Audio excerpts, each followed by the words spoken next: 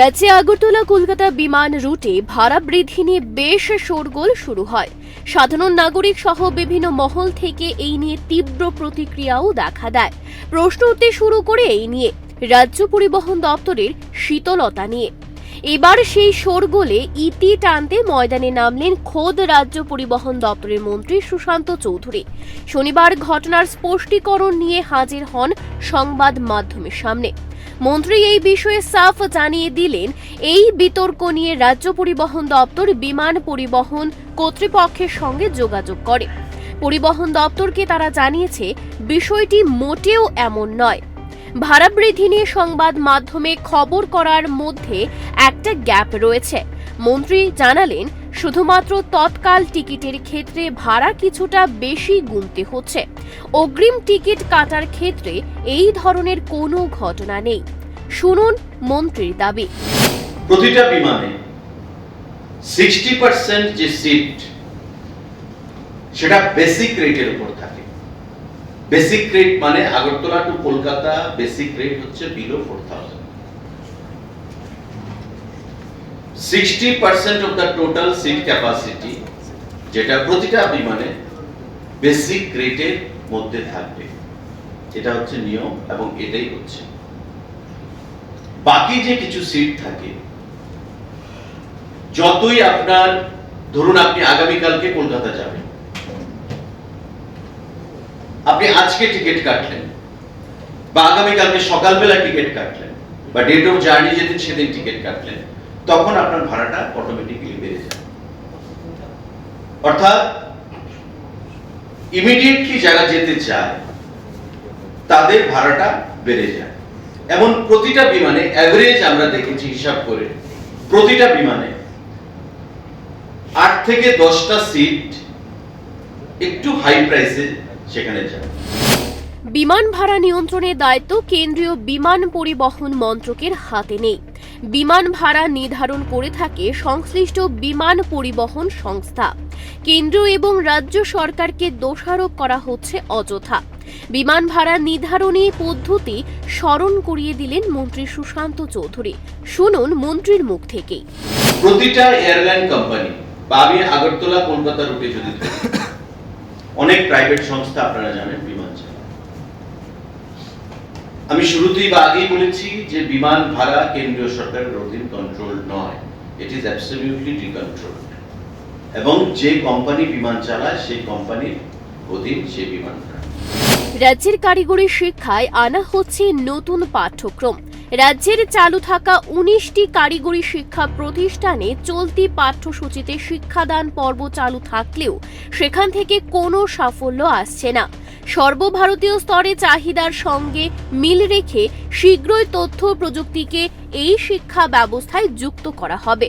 5 বছরের মেয়াদে সেখানে শিক্ষাদান চলবে, জানালেন মন্ত্রী সুশান্ত চৌধুরী।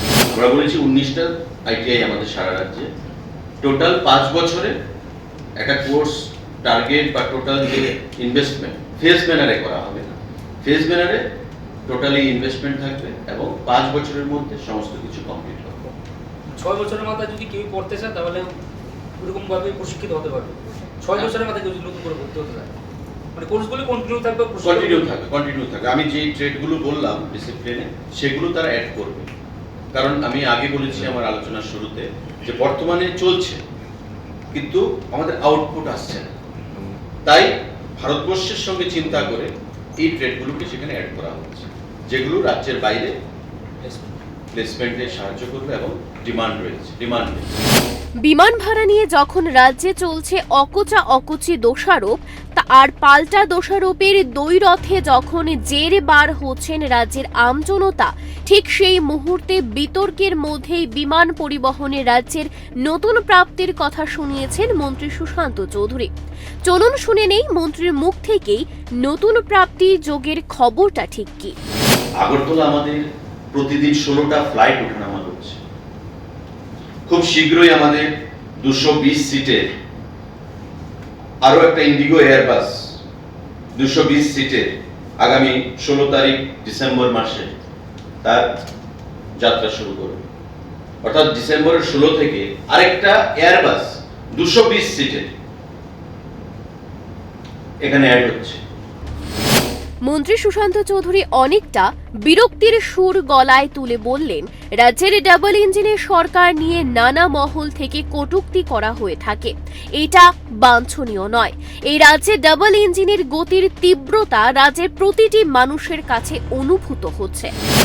ডাবল ইঞ্জিনের যে গতি, তার মাত্রা বা তীব্রতা ত্রিপুরা রাজ্যে আমরা সবাই অনুভূত করছি। আমাদের প্রত্যেকের অনুভূতি আছে। আমাদের এয়ারপোর্ট কি ছিল, আজকে কি হয়েছে। আমাদের আগে কটা রেল যেত, রাজধানী পর্যন্ত আমরা পেয়েছি। কাঞ্চনজঙ্ঘা আমরা পেয়েছি। আগরতলা টু মুম্বাই লোকমান্য তিলক আমরা পেয়েছি। কিষান রেল আমরা পেয়েছি। তেজস আমরা পেয়েছি। সাবরুম পর্যন্ত আমাদের রেল কানেক্টিভিটি সেখানে তৈরি হয়েছে। কাঞ্চনজঙ্ঘা এক্সপ্রেস আমরা পেয়েছি। ব্রডগেজের চিন্তা ভাবনা হচ্ছে আগামীতে।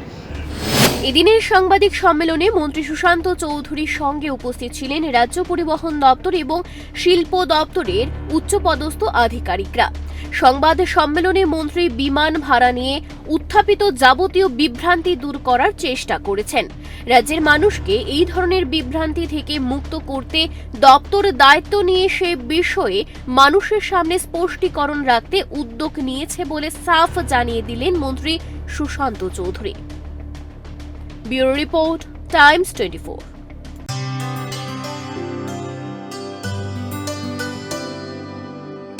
पानी सारे गा सारे पामागा